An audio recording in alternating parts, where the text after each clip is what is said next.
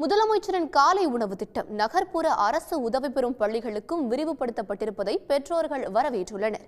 வேலைக்கு செல்லும் தங்களுக்கு இத்திட்டம் பெரும் உதவியாக அமைந்திருப்பதாக அவர்கள் மகிழ்ச்சி தெரிவிக்கின்றனர்.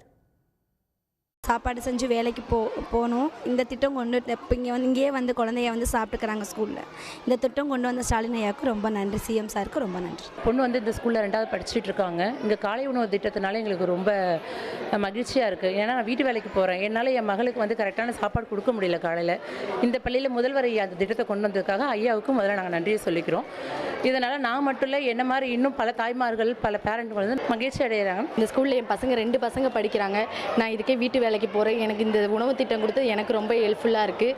என் பசங்க எந்த ஒரு பசியும் இல்லாமல் பசி மருந்து காலையில் சாப்பிட்டுட்டு நல்லா படிக்கிறாங்க. எனக்கு இந்த உதவி கிடைச்சி ரொம்ப ஹெல்ப்ஃபாக இருக்குது. நான் ப்ரைவேட்டில் வேலை செய்கிறேன். காலையில் எந்திரிச்சு வேலை செஞ்சுட்டு சாப்பாடு செஞ்சு பிள்ளைங்களை ஸ்கூலுக்கு அமுச்சு விட்றதே பெரிய விஷயமா இருக்குது. அதனால் நம்ம ஸ்கூலில் வந்து முதலமைச்சர் வந்து சாப்பாட்டு திட்டத்தை உதவி பண்ணதுக்கு மிக்க நன்றி. காலையில் வந்து சாப்பிட்டு வீட்டிலேருந்து சாப்பிட்டு வேகமாக ஸ்கூலுக்கு வந்து அதுங்க ஃப்ரீயாக இல்லை. அதனால் வந்து காலையில் ஸ்கூலில் வந்து சாப்பிட்றதுக்கு நல்லா இருக்குன்னு சொல்கிறாங்க. காலையில் அவதியாக சாப்பிடாம கொள்ளாமல் ஸ்கூலுக்கு ஓடி வந்துடுறாங்க.